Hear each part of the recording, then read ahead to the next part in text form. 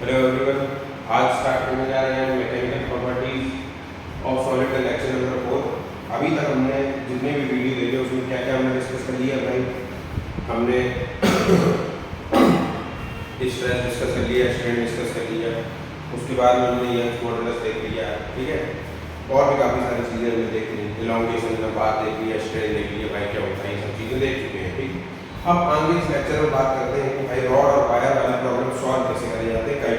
काफ़ी सारे टाइप के सवाल बनते हैं, तो आज हम देखेंगे कि रॉड को एक स्प्रिंग बना के क्या हम सॉल्व कर सकते हैं, और कर सकते हैं, कैसे कर सकते हैं। चलिए देखिए, उसी में नजर डालते हैं। आज का लेक्चर इसी में मेनली बेस्ड रहेगा। आइए स्टार्ट करते हैं।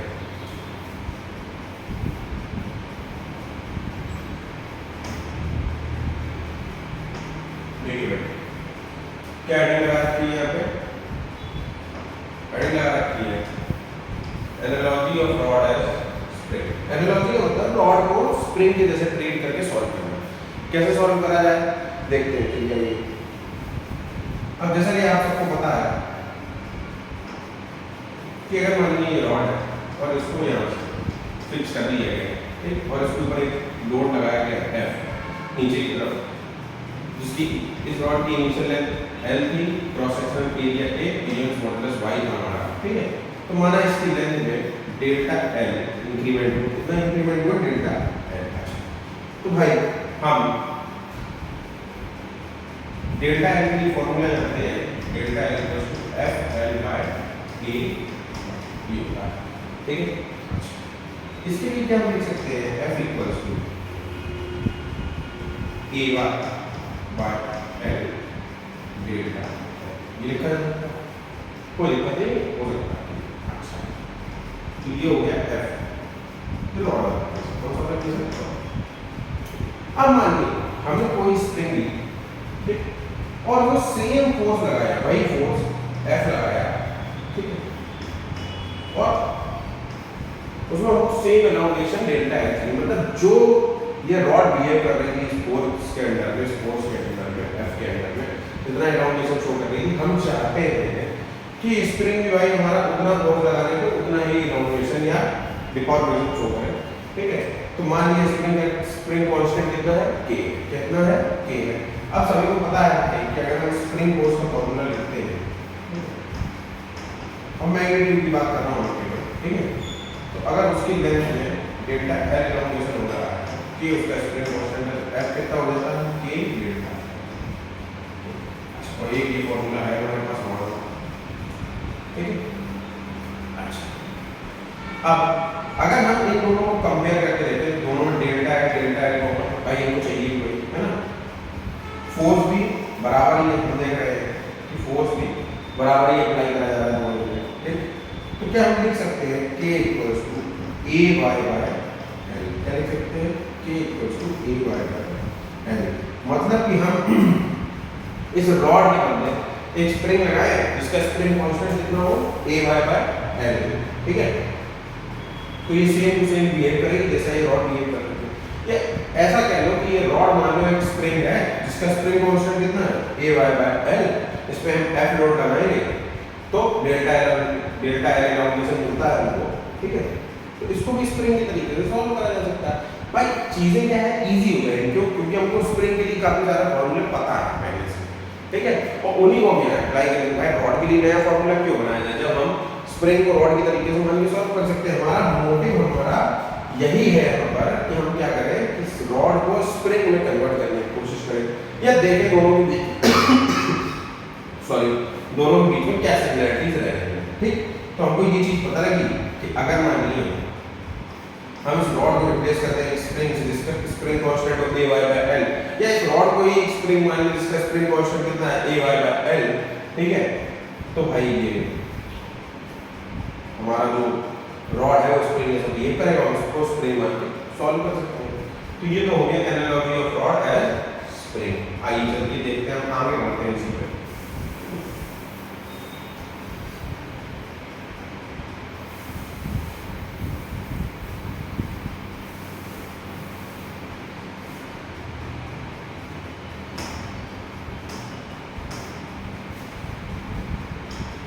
देखिए भाई पहली चीज लिखिए कि rods in series end to end connection, मतलब कि कहना है कि जैसे मान लीजिए हमने पहले अरेंजमेंट देखा था, एक कोई रॉड ले लेंगे, ठीक है, इसका लेंथ L1, क्रॉस सेक्शन ले लिया A1, यंग्स मॉडुलस Y1, और इसी के नीचे से तो मानिए कोई दूसरा रॉड लगा है ब्लू कलर वाला, ठीक है, जिसका लेंथ L2, क्रॉस सेक्शन ले लिया A2, तो यंग्स मॉडुलस Y2 है, और इसके ऊपर फोर्स लगाया जाता है, कितना फोर्स लगाया जाता है, ठीक है।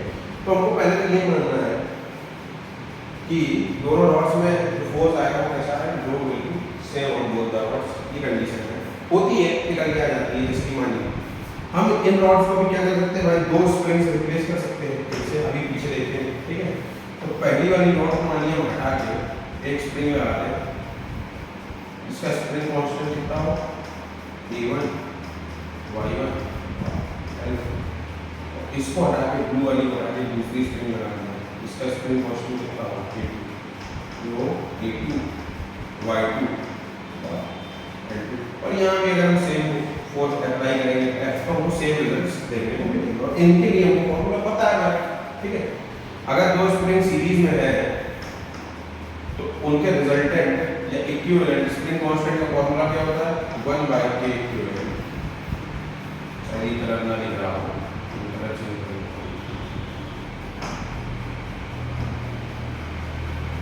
वन बाय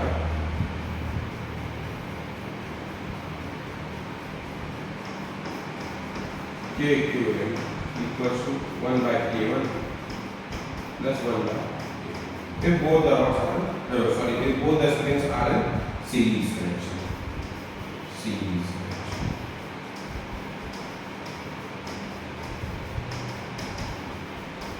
ओके, तो ये हो गया है ना। अब इसी पे बेस्ड भी सवाल है, देखिए जरा क्या कह रहा है क्वेश्चन, इसको हटा देता हूँ।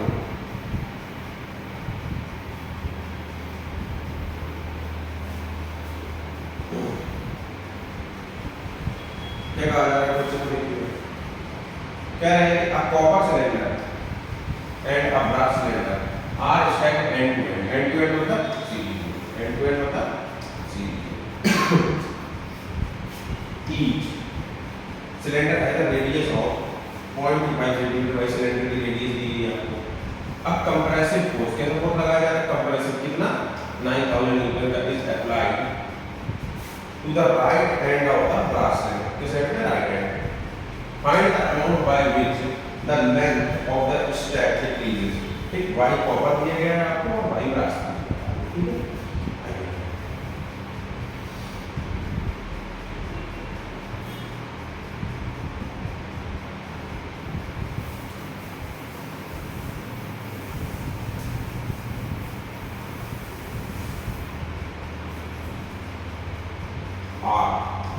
कॉपर आर ब्रास दोनों की रेडियस बराबर 2.2।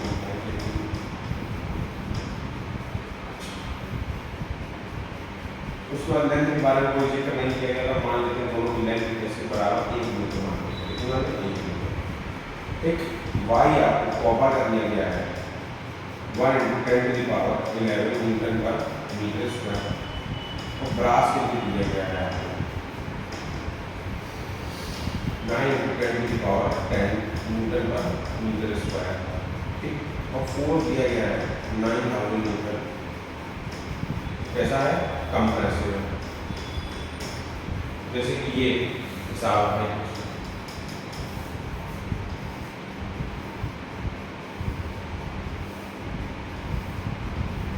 ये मान लो कॉपर का सिलेंडर, ये ब्रास का सिलेंडर, यहाँ पे 9000 न्यूटन फोर्स लगाया जा रहा है, दोनों की रेडियस कैसी सेम है, ये वाई सी इसका, इसकी वाई ब्रास ए एल दोनों बराबर।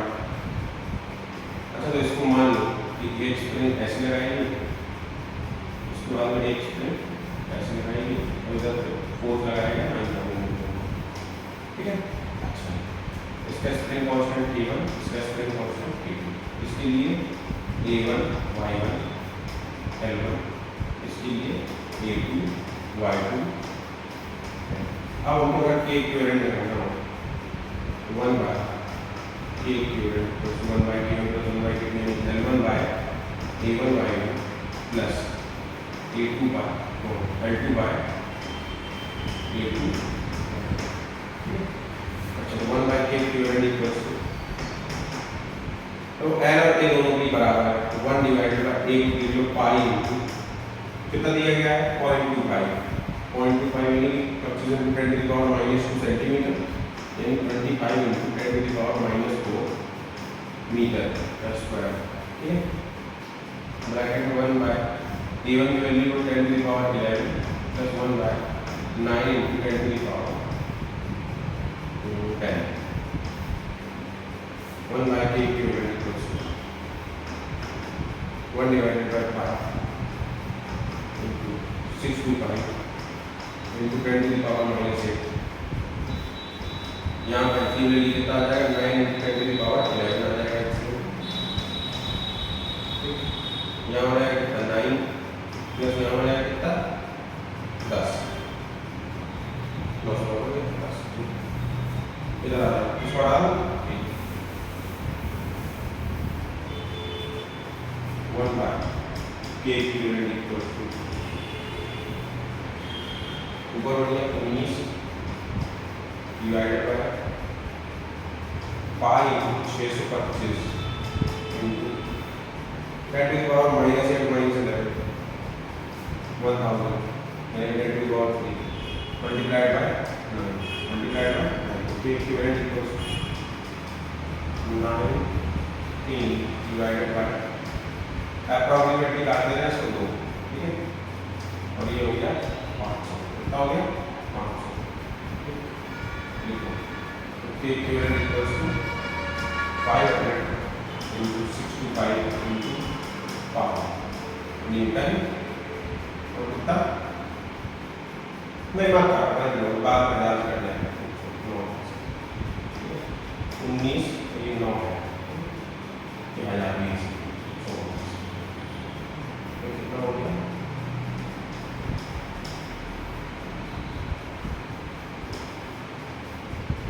9 into 1000 into 625 divided by multiplied by pi के साथ में multiplied by pi divided by 9। अच्छा, तो अब अगर आपको डेल्टा L निकालना है, F की वैल्यू दी गई 9000 तो 9000 डिवाइडेड बाय 2000 तो यानी 9000 डिवाइडेड बाय के equivalent delta L equals to 9000 multiplied by 19 बदला जाएगा divided by 9000 into 625 into 1000 into 5। ठीक है, 9000 से 9000 कैंसिल आउट हो गए। ठीक है, 9000 के 1000 में 9000 ठीक है 9000 से 9000 कैंसिल हो गए तो delta L equal to 19 divided by 625 यानी 25 into 25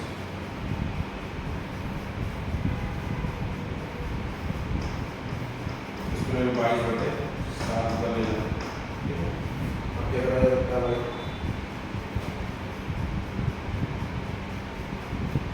चलो जो भी सॉल्व कर लेना इतना अंदाजा आएगा मीटर कितना आएगा मीटर। देखा दो रॉड पे दोनों हटा के स्प्रिंग लगाया हमने, सीरीज कनेक्शन था तो भाई उनका के इक्विवेलेंट निकाल लिया और उसके बाद में ये टोटल दोनों में आएगा।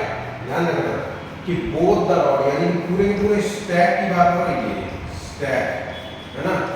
अगर माइनस लगाना चाहो तो माइनस लगा लेना क्योंकि कंप्रेसर बाकी मैग्नीट्यूड की अगर बात करो तो मैग्नीट्यूड ले लिया जाएगा। ठीक है, समझ गए बात कैसा आएगा डिक्रीज है ना, समझ बात। ठीक है, आइए आगे करते हैं।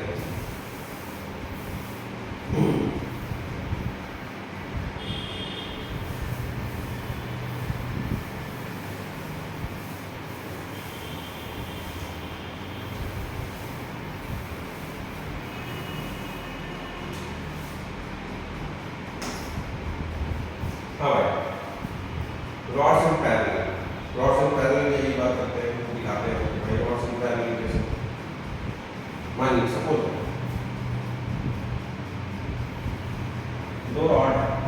कुछ ऐसे हुए होंगे।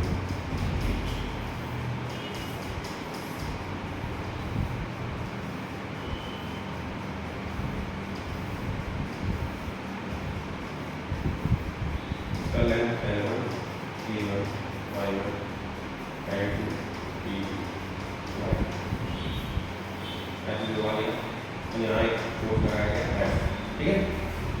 अब ये क्या है इनका पैरेलल कनेक्शन है।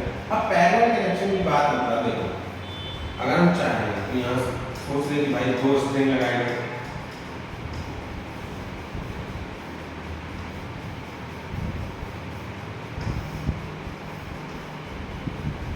ठीक है, F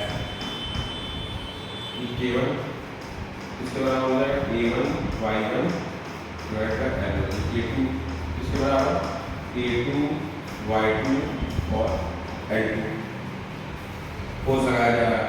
यहाँ पर K इक्विवेलेंट का फॉर्मूला क्या लिखते हैं, K1 प्लस K2, इसके लिए है पैरेलल, इसके लिए पैरेलल, ठीक है। अब जब K इक्विवेलेंट हो जाएगा तो डेल्टा का आप निकाल सकते हैं कैसे,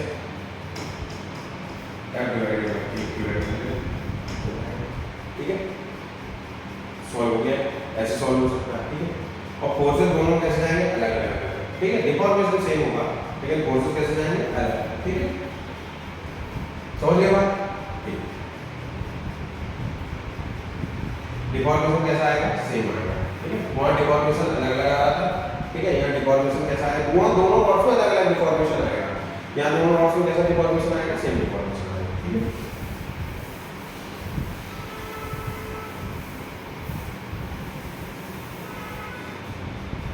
जैसे पीछे वाला सवाल यहाँ लिखा गया है deformation will be same in both the rods, है ना। Two vertical rods of equal length, one of steel बनी है, अदर ऑफ कॉपर, कॉपर की बनी है, are suspended from the ceiling at a distance L apart, दोनों बीच में L डिस्टेंस है, ठीक, and are connected rigidly to a rigid horizontal bar, एक हॉरिजॉन्टल बार लगाया है, दोनों नीचे से connected and their lower ends, है ना। The area of cross section, दोनों का cross sectional area of steel and copper rods are AS and AC, ठीक है, एक का AS है, एक का AC है, and YS और YC क्या है उनके, Young's modulus दी गई है respectively, Young's modulus और quantity of elasticity, ठीक है। पहला फाइंड करना है आपको क्या, find the tension in steel and copper rods, दोनों के अंदर कितना लोड आएगा, ठीक है। Where should a vertical force have been applied to the horizontal bar to keep the horizontal bar horizontal, मतलब दोनों में elongation कैसा है, सेम elongation है, उसके लिए भाई कहाँ पे फोर्स लगाएंगे, वो एक स्प्रिंग ज़्यादा स्प्रिंग कांस्टेंट की होगी तो उसमें ज़्यादा फोर्स देना पड़ेगा सेम elongation के लिए, ठीक है। एक स्प्रिंग थोड़ी कम स्प्रिंग कांस्टेंट की होगी उसमें कम फोर्स में उतना elongation आपको मिल जाएगा, डिफॉर्मेशन तो का बताना है कहाँ पे दिया जाए, ठीक है। डिफॉर्मेशन लेकिन रहना सेम ही, ठीक। अच्छा चलिए देखो इसको,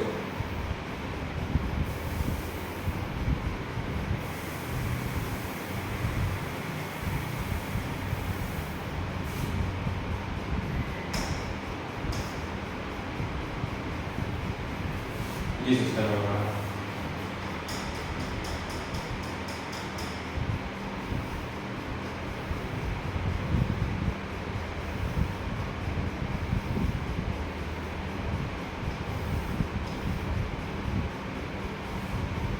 ये मान लो इसका है स्टील AS1, ओके, ये किसका है, कॉपर का AC2RC, ठीक, दोनों की लेंथ कैसे दी गई, L दी गई, तो बीच की दोनों की लेंथ L है, मान लो उसको कुछ और नाम दे दो क्योंकि L तो यहाँ आएगा, है ना, L यहाँ आया तो इसको कुछ और नाम दे दो, इसको हम नाम देते हैं X, क्या नाम देते हैं X, तो दोनों की लेंथ कितनी X, ठीक है। बोल रहे हैं दोनों को टेंशन निकालिए भाई, यहाँ मान लो फोर्स निकाल रहा है, ठीक है, दोनों को टेंशन निकालिए, कैसे निकाला जाएगा, F1 और F2 कैसे निकालेंगे, इसका स्टील वाली का स्प्रिंग कांस्टेंट कितना हो जाएगा, K स्टील हो जाएगा AS divided by AS YS by X, और K कॉपर हो जाएगा AC YC बाय, हाँ कैसे निकाला जाएगा, तो देखिए करना कुछ नहीं है ना, करना क्या है इसमें कि मानिए फोर्स कितना गया F1, कितना गया F1, जीरो किलो दिखाई दे रहा है ना। ये कितना लिया F1 या Fs, इसमें कितना है,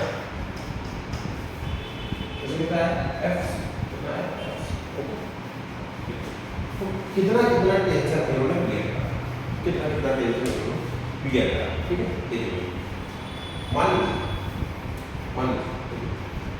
कि अगर हम के इक्विवेलेंट की बात करें, इसकी बात करें के इक्विवेलेंट कितना हो जाएगा as ys plus ac yc divided by x equivalent. तो टोटल डिनोमिनेशन कितना आया होगा डेल्टा इक्वल टू f की वजह से आया होगा, ठीक, किसकी वजह से f की वजह से, ठीक, f की वजह से आया होगा कितना f बाय के इक्विवेलेंट टोटल दोनों की बात कर रहा हूं, यानी कि fx by as ys plus ac। इनमें सेम डिनोमिनेशन आया होगा,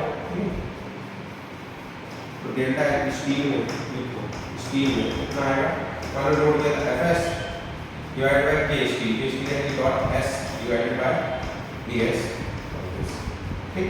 अब ये दोनों कैसे हैं बराबर, ठीक, तो यानी कि Fx divided by As ys plus Ac yc equals to Fs dot x divided by As।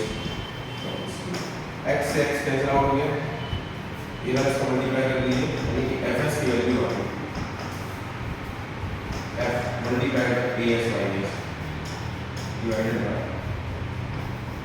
As ys plus Ac yc। मतलब जो ये वाली स्टील वाली रॉड है वो इतना फोर्स बियर करेगी, सेम डिनोमिनेशन डेल्टा L आने के लिए, ठीक है। अच्छा अब कॉपर वाली कितना बियर करेगी, उसे हम उसे निकाल सकते हैं यार, है ना। Fc इक्वल्स टू कैसे कितना हो जाएगा F into Ac yc divided by As ys plus Ac yc, ये हो गया, ठीक। ये किसमें जाएगा क्वेश्चन में, ये जाएगा कॉपर वाली रॉड में। इलॉन्गेशन दोनों में सेम मिलेगा हमको, और पूरा का पूरा सिस्टम का भी इलॉन्गेशन कितना आएगा, सेम डेल्टा L ही आएगा, ठीक है। अच्छा अब क्या दूसरा सवाल पूछा था उनसे, दूसरा पूछा था कि कहां पे फोर्स अप्लाई करा जाए कि दोनों में सेम इलॉन्गेशन, क्या हो दोनों में सेम इलॉन्गेशन। मान हटा दो उसको,